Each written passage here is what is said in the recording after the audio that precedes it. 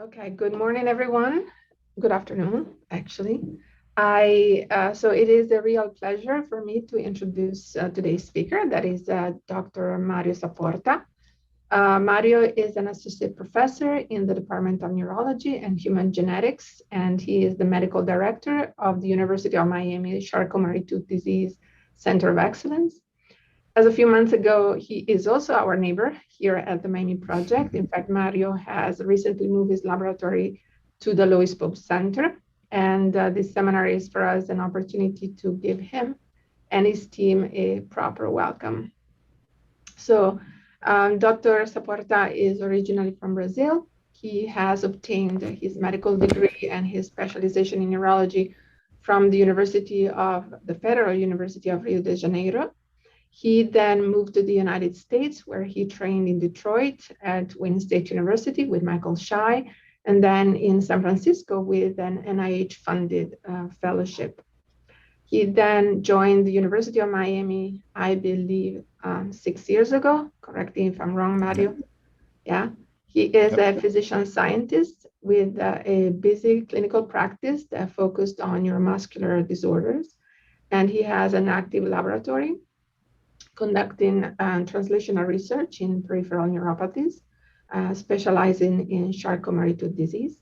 He is the North America principal investigator for the PharmNext premier trial in CMT1A, and his lab focuses on developing and applying human cellular models of CMT for drug discovery and for genetic therapy validation. So he's going to talk about his work today, and we look forward to hearing from you, Mario. All right, thank you so much, Roberta. Thank you for the invitation again. I'm very, very happy to be joining the Miami Project community, and I'm really looking forward to finding ways to collaborate with the great people that it's working in the project and in our building.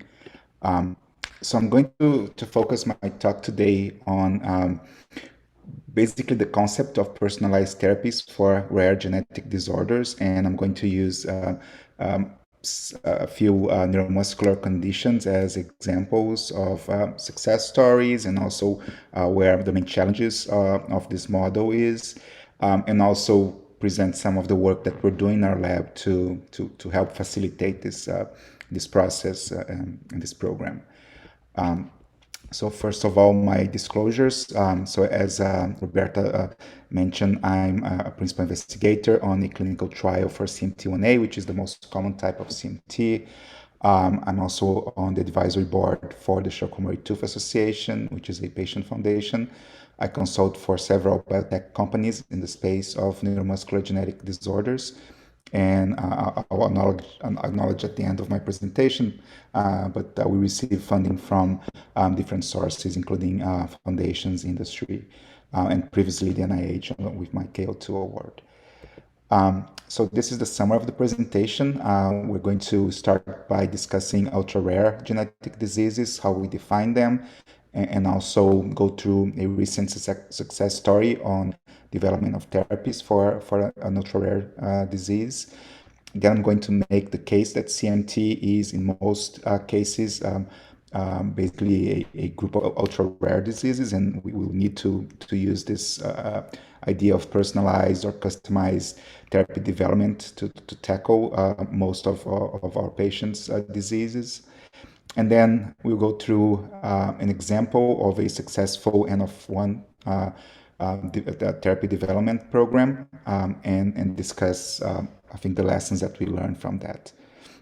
And I will be doing parallels with what we're doing in our lab. So just to start with definitions, we define a rare disease as a disease that affects less than 200,000 people in the United States, or about less than one in every 2,000 people. Ultra-rare diseases, it's a little bit more variable, the definitions. You're going to see different ways to define it, but I think the one that's most commonly referred to is a condition that affects less than one in every 50,000 people.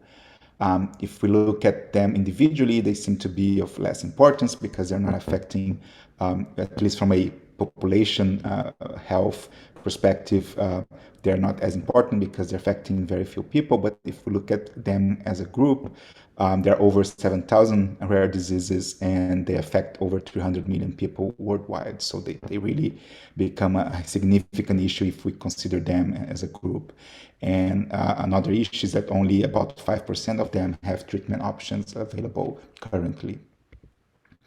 So I'm going to quickly talk about spinal muscular atrophy, which is our recent success story.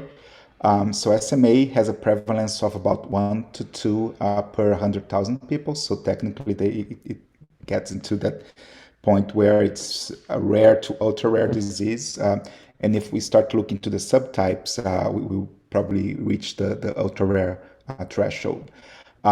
If we look at the most severe form of spinal muscular atrophy, SMA type 1, we'll see that it is a very severe disease. It's the leading genetic cause of death of infants and toddlers, with approximately 95% of patients being had by before their second year of life. So if you look at the survival curve here, you see that by 8 months, only half patients are still alive. And that varies from study to study, so between 8 to 10 months. By a year or so, only a quarter of patients are alive, and then by 20 months, less than 10% are alive. SMA is caused by the deletion of SMN1, or spinal survival motor neuron gene, and it's due to lack of the protein in motor neurons. It presents as a floppy baby syndrome. So when you examine the patient, they cannot sustain their head. They have very weak and hypotonic muscles, and that will lead to breathing problems, swallowing problems, and eventually requirement of artificial ventilation. And usually they will die on a ventilator. But since 2016, 3 different treatments for SMA have been approved by the FDA. And this is just one example of the significant effect that those treatments have on patients with SMA. In blue, you see the survival curve of treated patients, and in black, the control lines. So very quickly, you see the lines really coming apart in terms of patients treated surviving and often leading a normal life. And this is an example of such a patient. So this little girl has SMA type 1. She was treated with a gene replacement therapy, basically replacement the SMN1 gene that was missing on her. And this is her on one of her evaluations doing push-ups to her neurologist. Here's another example of a young boy also with SMA type 1.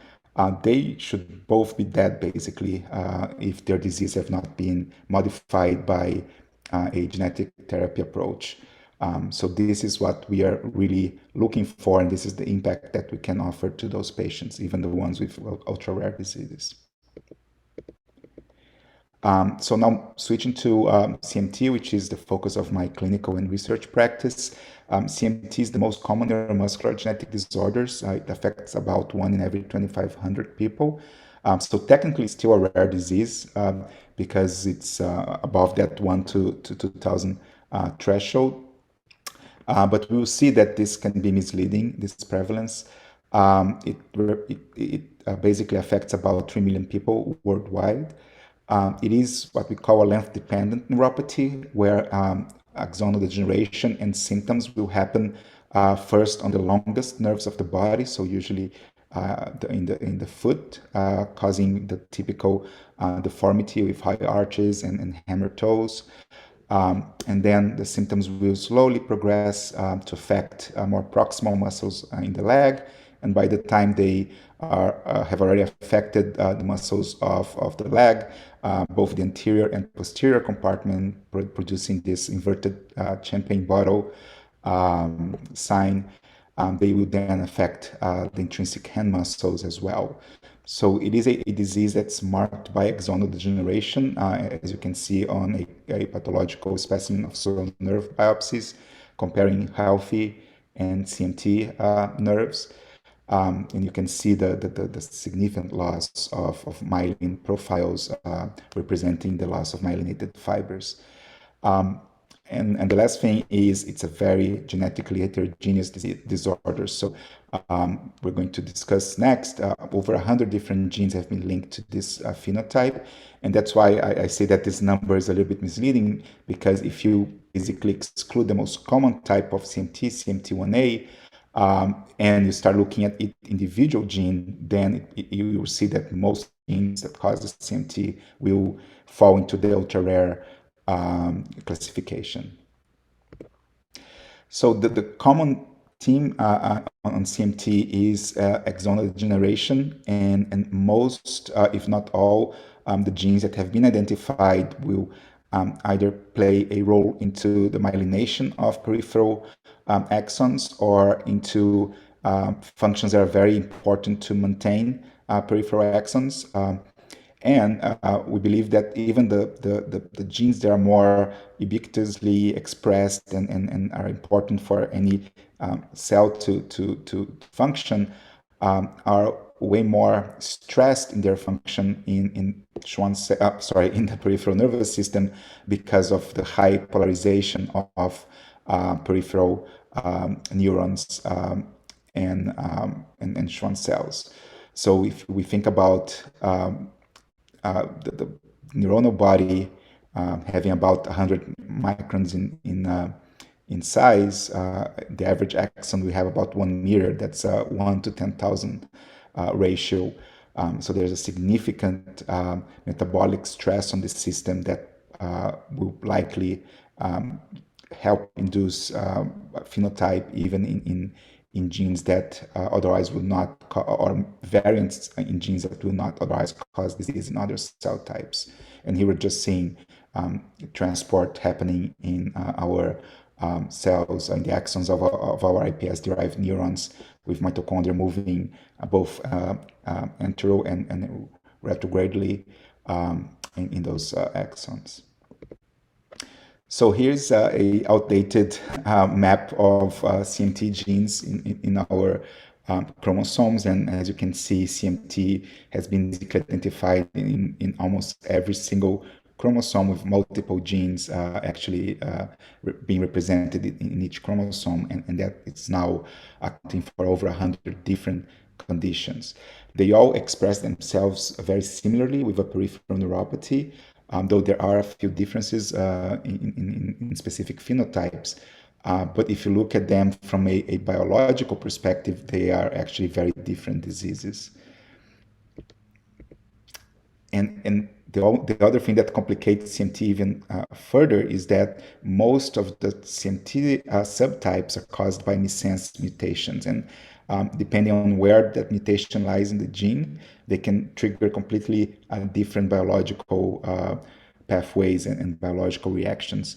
So here I try to make the case that CMT may not be 100 different conditions, but actually almost 1,000 different conditions if we think about the variability even within a specific subtype of CMT. So you're seeing here that we have CMT1s and CMT2s. CMT1 refers to CMT types that are associated with genes that are Schwann cell expressed. So the phenotype would be of a demyelinating neuropathy. And type 2 are associated with genes that are more linked to axonal or neuronal function and will present themselves as axonal neuropathies. But just an example, MPZ, or myelin protein 0, causes CMT1B, and we have identified over 200 different heterozygous mutations in this gene. And we know, and we're going to see on the next slide, that depending on where the mutation lies, you have not only different biology, but also different clinical features of the disease. And the same can be said to other major CMT subtypes like CMT1X, CMT2A, and CMT2E, which is the type that we're going to discuss in more depth. So if you look at CMT1B, a lot of work has been done understanding how MPZ mutations causes CMT. based on the fact that MPZ knockout mice usually present a way more milder form of the disease compared to knock-in mice. So it doesn't seem to be a pure loss of function issue. And we and others have shown that actually in certain mutations, MPZ can be retained in the endoplasmic reticulum and trigger a unfolded protein response. But when our collaborators went to look into trying to map how many of those mutations actually triggered that kind of response, only about half of them did so. So just looking in a different way, about half of the mutations are causing the neuropathy through different mechanisms that we are still not very clearly identified. The same thing has been shown for CMT2A, which is a type of CMT that it's caused by mutations in the outer mitochondrial membrane protein mitofushin 2. Depending on where the mutation lies, the type of neuropathy can be responsive to specific modulations of MFN2, whereas other mutations, especially the ones that lies on a very active domain, a GDPase domain of MFN2, do not respond to the same therapeutic approach. And we're going to see this in our own work for CMT2E, which is caused by mutations in neurofilament light chain. Depending again where the mutation is located, the cellular phenotype and the pathological and clinical phenotype of patients can be very different as well, inferring that there are likely different biological mechanisms underlying the disease. So that raises the question, how do we develop and validate therapies for either a single family or even a single patient, which may be the case for some of our patients with very rare mutations or variants in certain genes. So we will switch gear to a different neurological disorder. It's a central nervous system disorder called Batten's disease. It is a lysosomal storage disorder, and actually it's a group of lysosomal storage disorder. They're also within the rare kind of disease label. But the difference between them and CMT is that they are fatal and very rapidly progressive. So that's why I have that clock ticking here. They will cause vision loss, seizures, delay, and eventual loss of skills that were previously acquired by a child, dementia and movement disorders. And eventually those patients will become blind, wheelchair-bound, bedridden, unable to communicate, and lose all cognitive functions. And most patients with Batten disease will rarely live past their teens. So it's a very, very severe disease. And I'm presenting Batten's disease because this is kind of our case study for a successful N of 1 trial or N of 1 therapy development program. So this girl here, her name is Mila. She presented symptoms of Batten's disease starting at age 3. So up to 3 years of age, she was a normal child, developing normally. And then by age 3, her mother starting to notice losses of neurological function with tripping and falling and difficulty walking, and then loss of her vocabulary and speech abilities, and then seizures started, and then she started losing her vision. She was seen in many different centers in the country, and the only thing that was identified on her was a single pathogenic mutation on the MFSD8 gene. But Batten's disease is a recessive condition, so the second mutation was not identified on commercially available testing. So they connected with Dr. Yu from Boston Children's Hospital, and his team actually found the second mutation, which was a deep intronic mutation, actually a structural variant insertion that induced a alternative splicing of exon 6 of the MFSD8 gene. So it took them a couple of, I think, weeks to figure that out. And when they saw that, they actually noticed that this splicing change was actually amenable to a similar strategy that was used for SMA which was the disease that I first presented here. So they not only found the missing mutation and confirmed her diagnosis of Batten's disease, but they also came up with a potential therapy for the patient.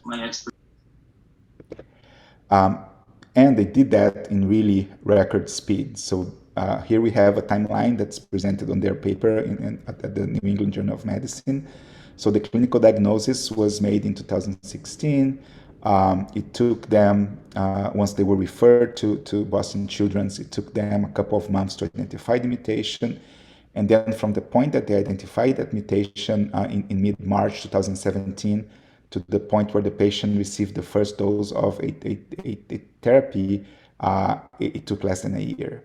So this is really what we're envisioning and trying to use as a model for ultra-rare disease therapy development. Now, for them, they had it a little easier in the sense that they found a mutation that was amenable to a antisense oligonucleotide splicing modulator approach, which has been done and FDA approved before. And not only that, but they could actually validate their therapy using patients' fibroblasts. So if you look at this electron microscopy of the patient fibroblast untreated, you see that there's accumulation of those vesicles here, which are basically lysosomes filled with degraded products that are not being cleaned from the cell. This in comparison with a normal fibroblast where we don't see those vesicles. And then they could test different antisense oligonucleotides and show that compared to the scrambled version, they could reverse completely the presence of those vesicles in the fibroblasts. So with that functional validation, they could then move to, and I'm going to go back to the slide, they could basically do a simple toxicology study in rats, and I'm going to mention why they really had a easier time on their tox validation. And with that, they got permission from the FDA to dose the patient. And this is the results of the treatment. So it's a little bit of a difficult slide to follow, but basically what they're showing here is as time passed by and the patient was treated, both the frequency and the duration of her seizures started to go down. So she's starting to have less seizures, and the seizures would last less time, which is very important. They also could show that looking at EEG recordings, the seizure frequency really, not only frequency but duration, also declined significantly. So really showing that there was a clinical response after treatment, and that was also the impression of her parents. So I'm going to use the slides at least 2 more times, which is where we're going to discuss the issues for generalizing this concept, this development of this therapy that they called Milacen. So Milacen was a nearly perfect situation, as I mentioned, and number one, because they could basically validate the therapy and do dose escalation or dose finding experiments in patients' fibroblasts, which are very easy to obtain.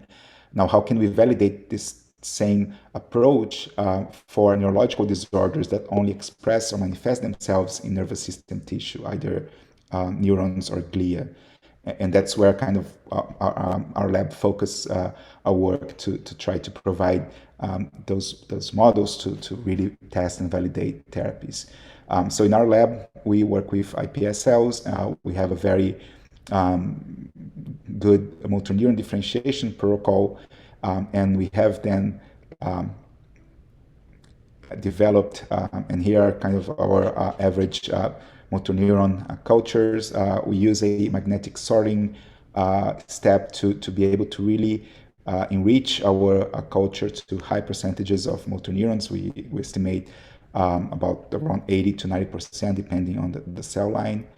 But one thing that we try to do differently from other labs is to use a 3-dimensional model or system to investigate the axonal phenotypes of our different CMT lines. Because CMT is an axonopathy, just analyzing neurons might not be enough to pick up certain phenotypes, and I'll make the case in the next few slides. So the procedure itself, it's quite simple. It takes a little bit of time. Our differentiation protocol takes about 3 to 4 weeks. And then we need a few more days to produce our spheres. But once those neurospheres are formed, they can be plated, and once plated, they will grow those nice long axons. We were able to get to 1 centimeter long axons in vitro, which is fairly decent for in vitro work. But this allows us to really image a large amount of axonal tissue, and also use this to isolate axonal tissue for omics studies, as we have done in the past. But this has really helped us identify specific phenotypes in CMT2E, which we're going to discuss next. So CMT2E, as I mentioned, is caused by mutations in neurofilament light chain. It is a axonal form of CMT, and it tends to be on the more severe range of CMT phenotypes. Patients usually present before 3 years of age with delayed walking and motor milestones. They will develop not only a peripheral sensory motor neuropathy, but they will also present central nervous system involvement, especially in the cerebellum, and also with hearing loss. And there are 4 main mutations that account for about half the cases, and about 33 identified mutations overall. And we focus on one of those common mutations, the A98S missense mutation. 1, because we had a patient with this mutation, and 2, because there's a mouse model of this exact mutation, which is very helpful to correlate our findings in our cellular iPS-derived models and the mouse model. So when you look at the mouse model, and this model has been developed at Columbia University by Ron Liam's group, a few things are very clear. So one, you see comparing the wild type spinal cord, that neurofilament accumulates in the ventral horn of the spinal cord of the heterozygous N98S mouse. And that is shown here, and this is actually inside a motor neuron.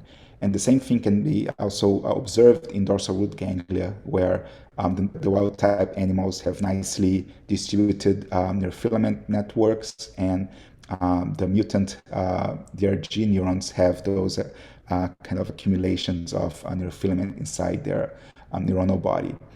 And looking at the transition between the spinal cord and the actual peripheral nervous system, we can see that not only those accumulations of neurofilaments will happen in the neuronal cell body, but also in the proximal axon just before the transition to the peripheral nervous system, really causing those giant axons here. And when you look in the EM, you see that they are basically filled with neurofilament. And interestingly, if you look at the sciatic nerve of those mice or in the sural nerve of patients, we almost don't see any neurofilament, suggesting that a lot of the neurofilament is actually sequestered in those accumulations in the neuronal body and the proximal axon. So we started to study those patients using the IPS model, and here's the first work that I've done as a postdoc in San Francisco, where we showed that we could actually identify the same accumulation of neurofilament in the neuronal cell body of a motor neurons derived from a patient with the N98S mutation. And those are shown here in green compared to a patient with mitofusion 2 mutations, and then the control line. So there's a clear difference in the amount of neurofilament and the intensity of the staining. And we quantify that here using basically a ratio between the neurofilament staining and the tubulin staining. And again, this is a parallel to what has been shown in the mouse model. So this is the first phenotype that we found in our NFL N98S motor neurons. We then moved to looking into our neurosphere model, and that's really when we decided that this was a good model to use, because before we actually had the opportunity to see axons in such a nice, organized fashion, we completely missed this very obvious phenotype. So here we have a control line, and here we have the mutant line. In green, beta tubulin, in red, neurofilament light, and then merge image on the right side. So you can see that for control lines, both tubulin and neurofilament are homogeneously distributed throughout the axon. But in the disease line, although tubulin is still fairly homogeneously distributed, neurofilament light chain forms those really discrete areas of accumulation all over the extension of the axon. And here's in the merge image. There's really no colocalization. You can see that everything that's red here, it's still red here, suggesting again that this is a phenotype specific to neurofilament. We developed a way to quantify this using image J.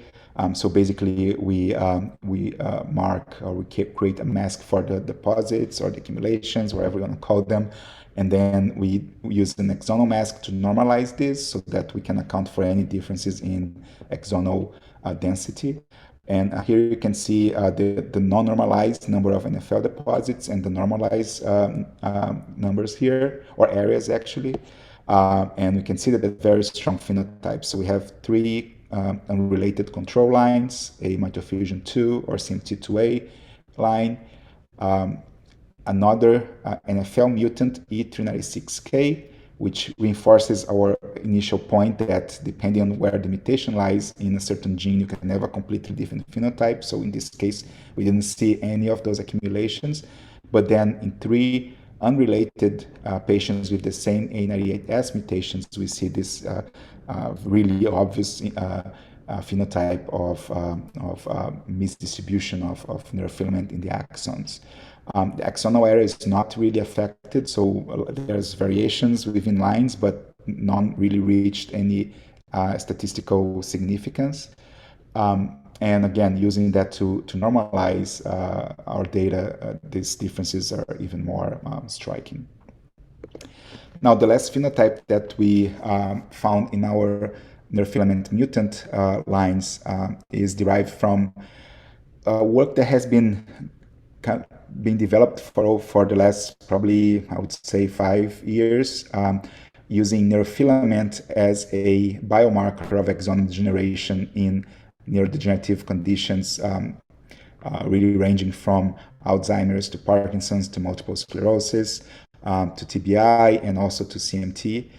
So when patients are when we measure neurofilament light chain in the blood of patients with all of those conditions, we see that there is an increase of neurofilament, suggesting breakdown of axons associated with the neurodegeneration.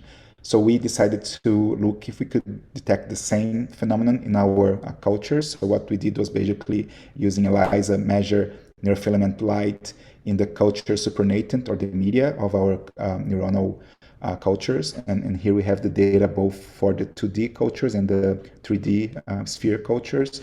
And as you can see, with no treatment or baseline, there's already a very significant increase in neurofilament release in the media of our mutant N98S lines. And this can be even made more striking if we challenge those cultures with a axonotoxic drug, so vincristine, which is a chemotherapy drug that's known to cause axonal degeneration and neuropathy in patients, even healthy patients, or otherwise healthy patients. So this is kind of our third phenotype with the neuronal accumulation or the neuronal body accumulation of neurofilament, the misdistribution of neurofilament in the axons, and then the release of neurofilament in the media. So I'll stop here at this point to just discuss another issue for generalizing the concept of Milasen or this therapy for Batten's disease. As I mentioned, the mutation that they found was a mutation that was amenable to ASO treatment, meaning a skipping of a abnormal splice site to restore normal protein expression. And in their case, they even had it even easier because they could use a ASO backbone from an already FDA-approved drug, nusinersen. So this really helped speed up the approval phase of their therapy development program. So the question then that we raise is how can we develop genetic-based therapies for toxic gain-of-function dominant diseases that are not amenable to a skipping or exon skipping or splice site skipping approach. So, and again, just to put things into context, when we're dealing with loss of function disorders, and there are several CMT forms that are recessive and are loss of function, gene replacement therapy is the more kind of straightforward way of restoring the normal expression of the missing protein and reversing phenotype. There's also work suggesting that we could target other genes that are related to the missing gene or the affected gene, and that could restore function, and that's the case of MFN2 and MFN1, and that's a topic for a different presentation. But what I would like to discuss is the use of allele-specific silencing, either using antisense oligonucleotide, RNAi, or CRISPR, for genes in which haploinsufficiency is tolerated. So if you can live with just a single allele of a gene, we could theoretically just knock down the mutant of allele and basically cure the disease, or at least treat the disease. And there are certain cases where haploinsufficiency is not tolerated, and then we can think of something more complex, which would be knocking down the endogenous genes, both alleles, and then gene replace them with the wild type version. But today we're going to focus on allele-specific silencing. So we really got excited with this idea based for CMT2E, based on the fact that there are several cases of recessive CMT2E where a patient basically carried two loss of function mutations, and that he inherited one of each from each parent.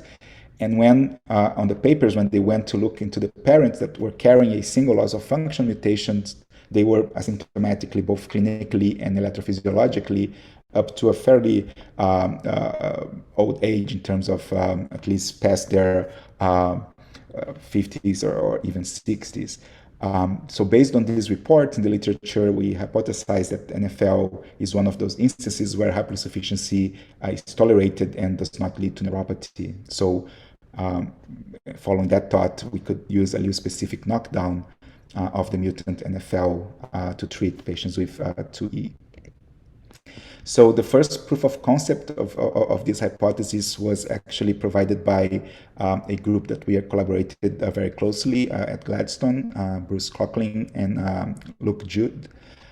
They developed, so they used our IPS lines with the N98S mutations to, using CRISPR, either correct the mutation, and that's what they call N98S COR, corrected, or induce a frame shift on the mutant allele and basically knocking down that mutant allele, and that's what they call N98S FS, or frame shift. What they found first was they independently confirmed our phenotype of increased NFL accumulation in the neuronal body of the mutant N98S, which is always nice to see from a completely different lab working on your cells. And then they showed that both looking into this accumulation of neurofilament shown here in the mutant lines, and our assay of measuring neurofilament in the supernatant culture, they could reverse the phenotype of those motor neurons that were differentiated from the PS cells at the same level, both with a CRISPR correction and a allele-specific knockdown. So CRISPR correction is still challenging, and I think it's further down the line in terms of becoming a testable therapy in human trials. But allele-specific knockdown especially with things that are reversible, like antisense oligonucleotides or RNAi. I think it's way closer. So for us, it's really exciting to see these results and to really start focusing on demonstrating that we can accomplish this same magnitude of response using this approach not in the IPS lines, but actually in the differentiated motor neurons. And that's what we are starting to work in my lab. So we are using antisense oligonucleotide approaches that basically we recognize only the mutant sequence, which is challenging because, again, it's a mutation, so there's a single nucleotide difference between wild type and mutant. And this work is being done by Jessica Medina, one of our graduate students in the lab. She's from the genetics program, and it's co-mentored by me and Stefan Zuckner. And in her work, she has already identified certain antisense oligonucleotides that can cause knockdown of a mutant allele without really affecting the wild type allele in a significant manner. And this was done in a transiently transfected HEC cell line. Here is the wild type, and then in the bottom images are the mutant. And she has now established a stably transduced line which is expressing either the wild type or the mutant neurofilament gene. So with that, she's now working to identify the best antisense oligonucleotide candidates that will lead to either exclusive or at least predominantly mutant knockdown without interfering with the wild type allele. And this is really preliminary data. We have reviewed some of her work, and I think this is really the most promising image that we've seen so far. And we're still on the ASO validation stage, so I know that she doesn't like me to show that very often, just because we're still on the really kind of starting phase of this project. But this is a neurosphere experiment where she treated the NIH neurospheres. And if you focus on two things here, so one is the center of the sphere where the neuronal bodies are. You can see that in control lines, there is a staining, but the staining is not significantly bright as compared to the mutant line. And the other thing is focusing on the proximal axon, where we can see a lot of deposits here. We're now going to compare the untreated to the treated neurosphere, and you can see that again the inner part of or at least the sphere part of the culture, the staining for neurofilament, I think, goes back closer to the control level, again compared to the disease line. And also, if you look at the proximal axon, there's a reduction on the number of deposits there. Again, this is very preliminary and not quantifiable yet, but we are now focusing on developing ways to develop automated systems to identify those areas and quantify the signal they're coming from them. The other thing is looking at supernatant NfL levels. The antisense oligonucleotide treatment also seemed to have brought the levels closer to the control levels in the higher doses, so and in a dose-dependent manner. So those data, again, they're very preliminary, but very exciting for us because they seem to indicate that it is possible to reverse some of the phenotypes related to NfL and NIH using this approach. And another point is this same approach has been now tested in an animal model of a different axonal of CMT, CMT2D, which is caused by GARS, which is a RNA synthetase protein. And what they showed was, again, if they treat early enough, they are able to, by knocking down the mutant allele, they are able to essentially reverse the phenotype of of the mutant mice. If they delay the therapy, of course, this effect is significantly reduced. It's still present, but significantly reduced. And they also show the same results in a different model of this same gene. So this would be a potentially an approach that could treat several different mutations, and the only thing you would need to do is to change the sequence of your ASO or RNAi. So this is how we now oversee the process of developing genetic therapies for with ultra-rare diseases. So you're going to pick your strategy, whichever makes sense to the type of disease that you're dealing with. Allele-specific knockdown for toxic gain of function, gene replacement for recessive loss of function. You're going to pick your best delivery system, which may vary depending on what cell type you're going to try to target primarily.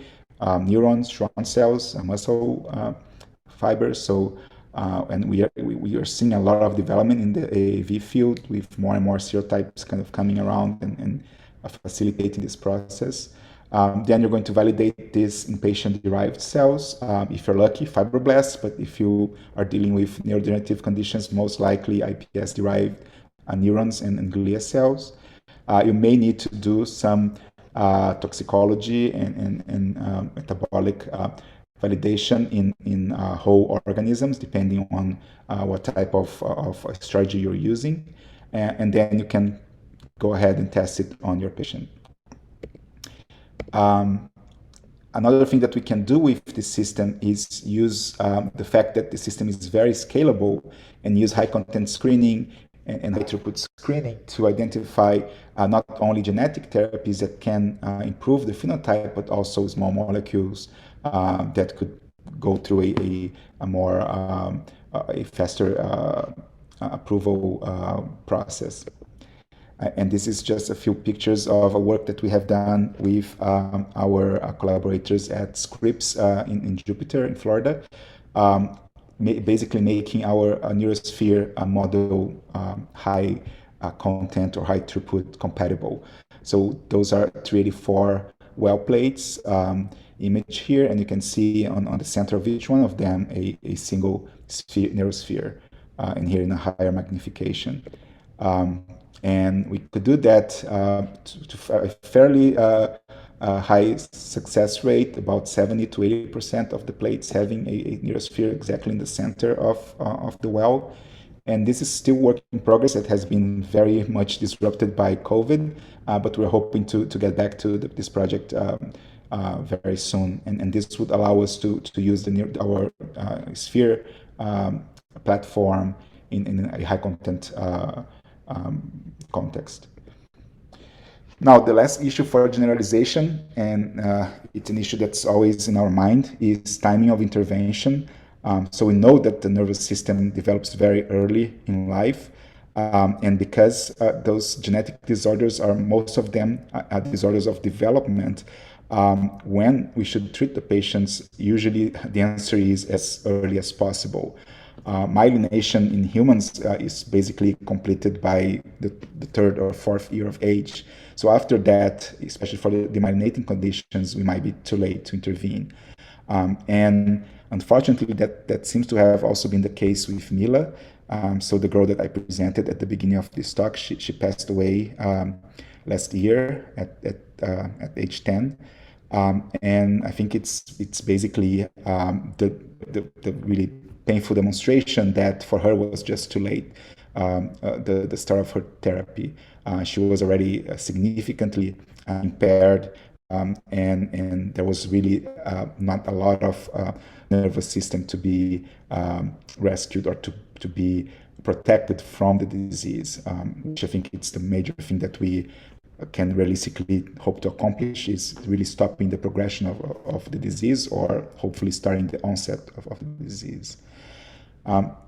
And looking at CMT, there are several downstream events that happen after the initial genetic insult, and all of those are potential targets for regenerative medicine approaches, which I know we are always lagging a little behind.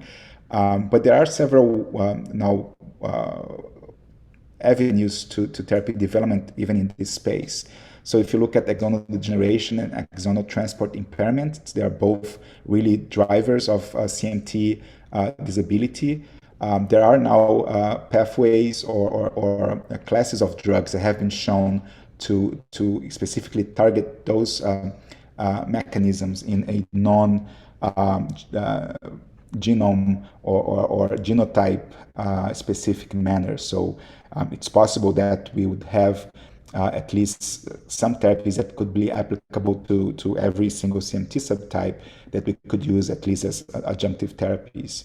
The changes that happen with a nerve that it's suffering a degeneration with fibrosis and demyelination are also two major targets for therapy.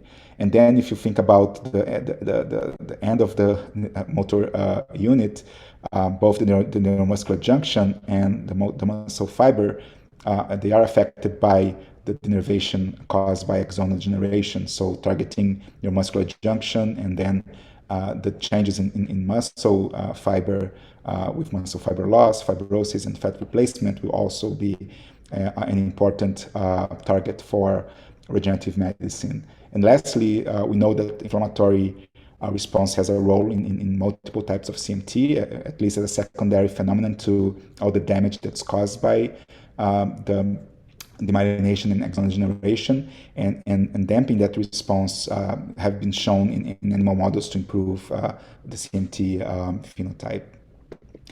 So just to finish up my talk, I hope I showed you that customized therapies are emerging for CMT and for other neuromuscular genetic disorders. The success that we've seen with spinal muscular atrophy really show the value of this paradigm of really thoughtful insights into disease mechanisms, detailed natural history studies so that we understand how the disease starts, how it progresses, and when it's the best time to treat the patients. Well-designed clinical trials that will use this natural history data to identify relevant endpoints to validate the therapy, and then developing those disease-modifying therapies. But the road is not an easy one to travel. There are several issues that remains to be solved, especially when to intervene, how to deliver the treatments, especially for Schwann cells. Sometimes it's not easier to get the therapy where it needs to go, or in the CNS to certain organs like the cerebellum. For CMT, how to capture disease response and disease progression is very challenging because it's a very slowly progressive condition. And lastly, how to deal with those downstream effects in patients that are past their infancy or childhood. So that the patients that we see in clinic, how we can help them not only stop the progression of their disease, but also prevent or reverse the losses that they already carry. And with that, I'd like to acknowledge the team from my lab, Chris, Jess, Elizabeth. They are all graduate students doing really fantastic work, very dedicated group of students. And it's a pleasure to have them in the lab. Nicole is our technician. She also is really a fantastic member of the lab. And also thank our collaborators at the Zuckner lab, the Wallerstedt lab, at Gladstone and Scripps, and also our neighbors at the Miami project, John and Vance, who are always available to discuss ideas with us. They have invited us to their lab meeting, and it's been, I think, very helpful for all the students to discuss those ideas with good people. I miss most of the meetings because I'm seeing patients in the clinic, but I really enjoy being there when I can. And with that, I think I will finish, and we probably have a few minutes to questions. Mario, it's John. Hey, John. Thanks. That was a great talk. Very clear and promising. One issue that you didn't raise, which other people have raised with therapies like this, has to do with cost. So presumably these therapies are not cheap, and I'm wondering how people wrestle with the cost that can be in some cases astronomical. Yeah. So for that development of the therapy for Batten's disease, there was no official number, but the estimates were about $10 million in between foundation money, NIH grants. So of course, it is a very expensive endeavor. But at the same time, we know that cost should always be a concern on the current time. But I don't think should be a concern for an idea, because cost goes down usually very quickly in science. So human genome, whole genome sequencing, completely different price tag, and within a decade or so. Our expectation is that this will also be the case for a lot of the things that make this very expensive. And by approaching this in a different way that's not the clinical trial way, we're also cutting a lot of costs. So if you think about testing a heart medication with 3,000 patients enrolled, this is significantly expensive. And of course, it's going to benefit a lot of people, and that's where we balance things. But at the same time, I think we can cut a lot of the clinical trial costs and transfer some of that cost to the development of the therapy. But at the end of the day, I'm very optimistic that both the cost of AAVs, the cost of developing some of those therapies and are already coming down, and I think they will continue to come down as we gain more and more capacity in terms of places that are manufacturing those. So it is a concern, of course, and I don't want to really downgrade this issue, but I think it's something that should not be a impediment to at least think about and try to develop those therapies. Thanks. Mm-hmm. Mario, I'll just say also congratulations on all this really beautiful work. It was a fantastic talk. Thank you very much. Thank you. I guess then the hypothesis is that gene therapy can fix the problem permanently, or is there opportunity for gene therapy just have a transient benefit during someone's life? Just wondering about that. Yeah. So if you're talking about ASO or RNI approaches, they are transient, which has its advantages and disadvantages. For instance, the first SMA treatment is ASO based, and we have to treat patients every 4 months, basically. And it's the intrathecal injection, so they have to come to the hospital, they have to receive a lumbar puncture and then get the medication in their intrathecal space. So it is complicated. CRISPR would be a way to be a more permanent solution, but with that comes the risk of if something goes wrong, it's also permanent. So I think that going through a ASO phase where we can show proof of concept and also provide therapies faster to patients, I think will be very important, but they will be transient, so we will have to retreat patients over time. And then once we have the CRISPR system very solid in terms of no off target or very, very safe profile, then that will be the ideal approach. And for gene replacement therapy, theoretically, it's because we are dealing mostly with non-dividing cells, it is also a one-time deal. And that's what we have seen so far with SMA as well, because they also have a gene replacement therapy approach. Just one more question. In terms of early diagnosis, is it all about genetic screening, or is there some type of biomarker like a blood sample or something like that, or CSF can be taken that might actually be able to identify an individual very early in the pathogenesis? Yeah, so ideally, and that again, that's what happens with SMA. Once SMA became a treatable condition, it was included in the neonatal screening protocol. And I think that's how we have to move for all genetic conditions that we know need to be treated early on.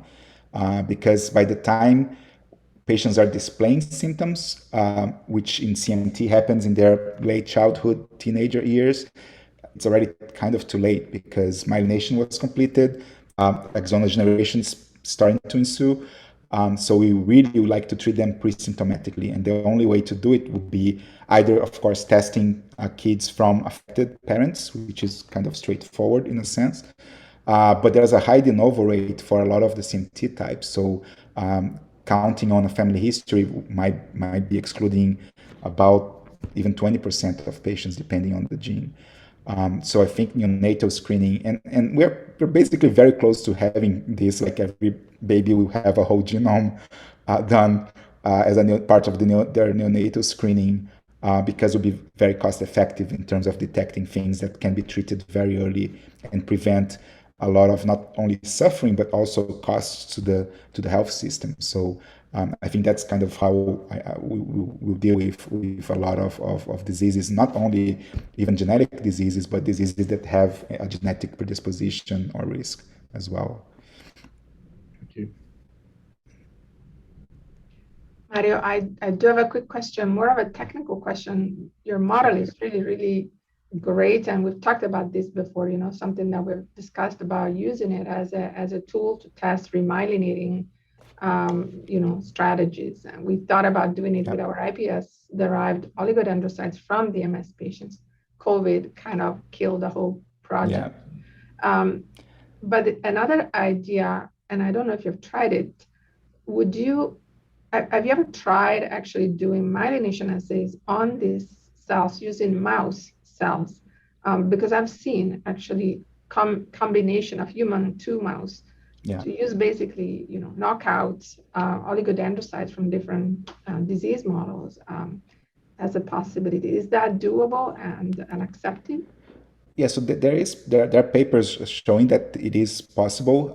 Human to human has not been shown to work well at all, but mouse and rat Schwann cells have been shown to myelinate iPS-derived neurons. When Paula Monge was still in the Miami project, we tried some experiments with her. Unfortunately, they really never pan out to successful myelination. But I'm very confident that if we give it enough time and effort, we probably would be able to accomplish that. Again, because there is precedent. So Elizabeth, who is again one of our graduate students, MD PhD student, she's going to be working on a project that involves trying to get Schwann cells from iPS cells, but we probably would like to also explore using rodent Schwann cells or other glial cells to see if we can have a myelinating system, because that of course it's very important for CMT because of the types of CMT that they are demyelinating, but also because the CMT happens in the context of Schwann cell axonal interaction. So it's something that we're missing with the IPS model so far. Thank you. So if there's no more questions, I guess we can let you go. Thank you so much. All right. No, my pleasure. All right. Bye. Thank you so much. Everybody.